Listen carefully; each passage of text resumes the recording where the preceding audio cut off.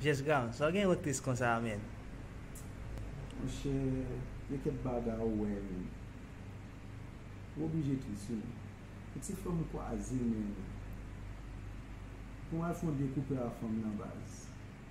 Mpa e pon fòm mwen men. Mpa an fòm nan men baz. Mpa an men. Mwen ti koupe man pa. Sa tou yen nan men. Fòm nan dous men.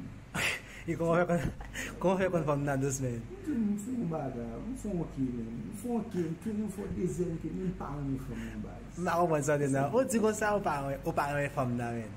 Ou pa an fòm nan men e ou tris pou fòm nan. Se yon ba mwen ba a fin kompren men? Se sa men. Men mwen men ba a kompren men.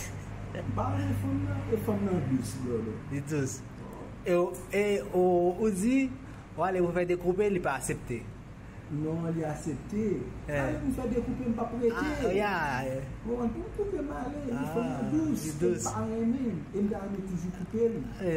Aske yon fòm nan fòm ta ou ta ane gen. E kon fè el dous? Kon koupe li men. A men, li ki la met si ou miel la dan ni fè dous kon sa? Je pa kompon men. Mwen pa desan pou li. Mwen zè fè tout sa pou fè men. Pa desan pou li. Wane sa pou li? Men jòz mwen zè dous. Dous. I dous apil apil? Amor. Pa dekouache, wap kontra fè la pou. E sa problem.